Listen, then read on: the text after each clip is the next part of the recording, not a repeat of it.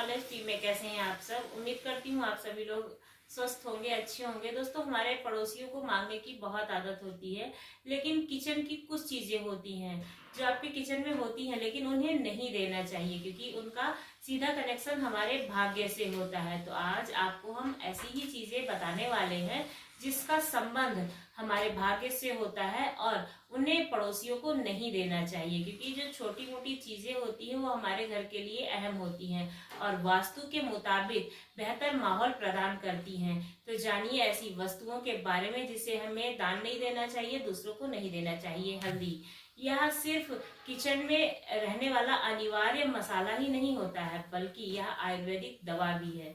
इसकी anti एलिजेंट property जो होती है उसकी वजह से इसका इस्तेमाल होता है दवाई के रूप में। लेकिन सबसे बड़ी बात यह है कि ज्योतिष के मुताबिक हल्दी का संबंध बृहस्पति देव से होता है।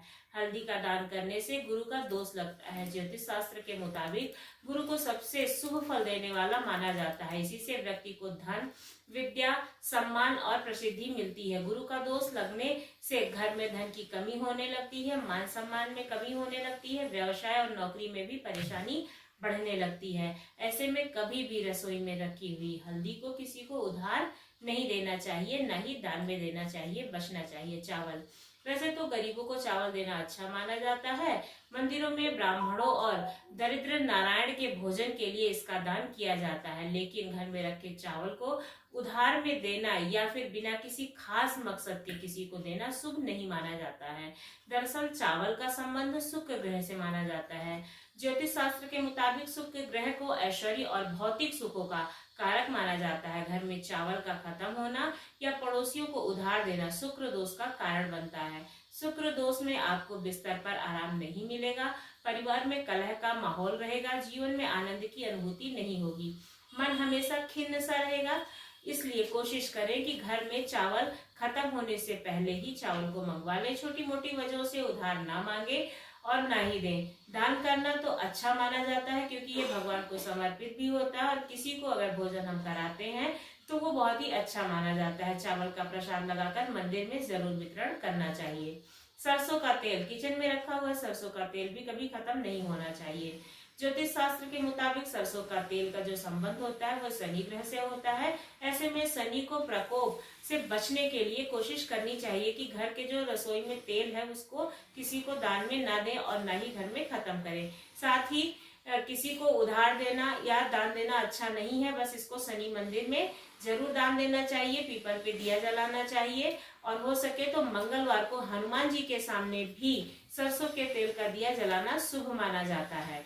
तो अगर आपके घर में सरसों का तेल है और कोई उधार मांगने के लिए आता है तो उसको ना दे, बल्कि सरसों के तेल से मंगलवार को और शनिवार को दिया जलाए और पीपल पे दिया जलाए और शनि मंदिर में इसका दान अवश्य करें। इससे आपको शनि दोष से मुक्ति मिलेगी। नमक, पड़ोसियों को सबसे ज्यादा नमक और चीनी की जरूरत पड़ती है, लेकिन रसोई में रखा हुआ नमक किसी को दान नहीं देना चाहिए। अगर आपके पास अलग से नमक की पैकेट है तो आप उसे दान में जरूर दे सकते हैं या उधार में दे सकते हैं, लेकिन जो किचन में इस्तेमाल हो रहा हो खाना बनाने के लिए उसे नहीं देना चाहिए।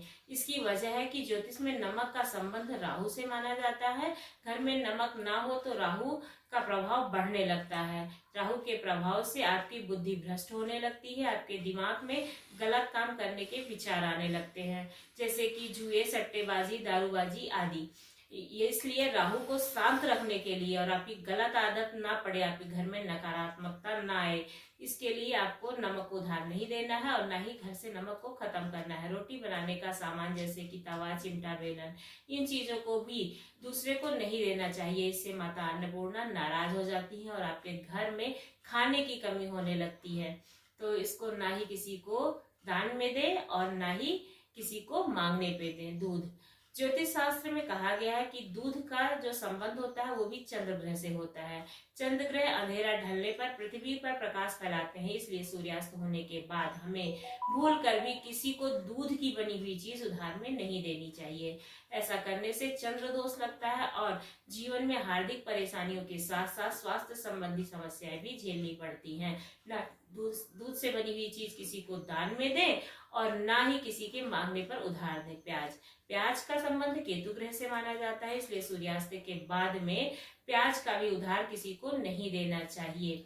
इससे हमारा जो राहु दोष है वो उसका दुष्प्रभाव होने लगता है, व्यक्ति के जीवन में कष्ट ही कष्ट आने लगते हैं। इतना ही नहीं, माता अन्नपूर्णा भी रुष्ट हो जाती हैं, जिससे घर में सुख समृद्धि जो है वो चली जाती है। लहसुन, बता दें कि प्याज की तरह लहसुन का भी केतु से संबंध माना जाता है, इसलिए हमें कभी भी किसी को भी लहसुन उधार में नहीं देना चाहिए। संध्या समय के बाद में ना ही उधार देना चाहिए और ना ही दान करना चाहिए, क्योंकि ऐसा करने से केतु ग्रह का हमारे जीवन पर बुरा प्रभाव पड़ने लगता है, जिससे हमारे घर में दरिद्रता का निवास होता है। तो ऐसा कभी भी नहीं करना चाहिए। कोई भी अनाज है, कोई भी चीज है, आप सुबह के समय कहीं नहाने जाते हो, कहीं मंदिर में जाते हो, तो ले जाकर दान करो। जब सूर्य ढल जाए उसके बाद में दान नहीं करना चाहिए, ये अशुभ माना जाता है और इससे हमारे घर में अन्न धन की बरकत भी रुक जाती है। जीवन में हार्दिक तरह के जो संकट है वो शुरू हो जाते हैं, तो ये गलती कभी नहीं करनी चाहिए। झाड़ू, वास्तु शास्त्र के अनुसार झाड़ू में माता लक्ष्मी का वास माना जाता है। कई सारे लोग दिवाली के दिन भी झाड़ू खरीद के लेके आते हैं, इसी वजह से। झाड़ू घर की दरिद्रता को हटाने के साथ साथ सुख समृद्धि और खुशहाली लाती है, इसलिए झाड़ू को कभी भी किसी को नहीं देना चाहिए, क्योंकि इसमें माता लक्ष्मी का वास माना जाता है।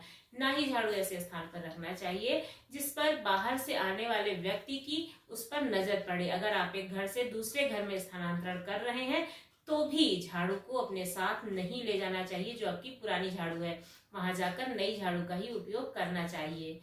तो आपको ये चीज कैसी लगी जरूर बताइएगा कि क्या मैं ये बातें आपके लिए सही कह रही हूँ या गलत कह रही हूँ। अगर आपको वीडियो अच्छी लगती है तो हमारे चैनल को सब्सक्राइब करना ना भूलें। अगर आपको इसके बारे में और भी जानकारी है तो कमेंट्स बॉक्स में जरूर बताएं, मैं अपने वीडियो में शामिल करूंगी और बताऊंगी कि किसने ये बताया था। तो अगर आपको कुछ भी मालूम हो तो आप जरूर बताएं। धन्यवाद।